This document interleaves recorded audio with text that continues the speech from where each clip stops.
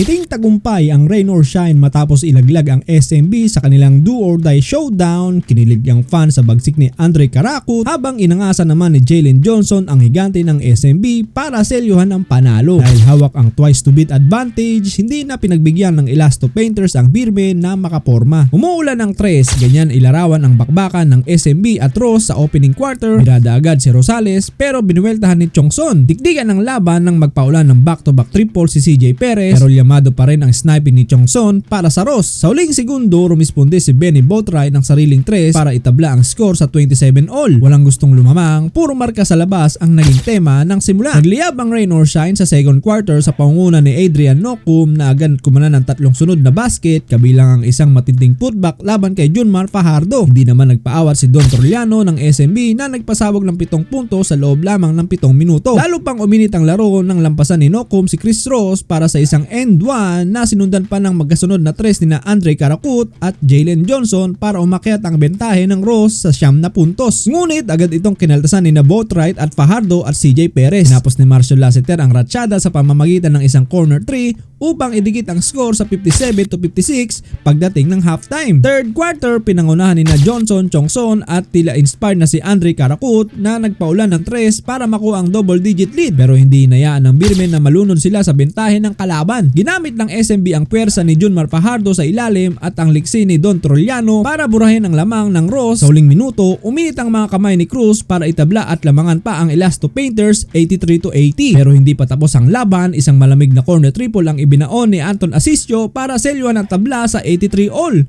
bago ang payoff period. Sa huling yugto ng laro, naging dikit ang bakbakan matapos magpakawala ng tres si Anton Asisio, ngunit agad itong sinagot ni Jericho Cruz ng magkasunod na tres upang makuha ang bentahe para sa SMB. Gayunpaman, hindi nagpaawat ang rain or shine. Nag-init sina Jalen Johnson at Andre Caracut na bumanat ng sunod-sunod na tres para muling agawin ang kalamangan. Sa nalalabing 3 minuto, tuluyang nabaon ang Beermen sa 26 points ni Caracut at mga puntos ni Kalen Chongson. Natapos ang laban sa score na 108-97, hudyat ng pagpasok ng Elasto Painters sa semifinals at ang maagang bakasyon ng San Miguel.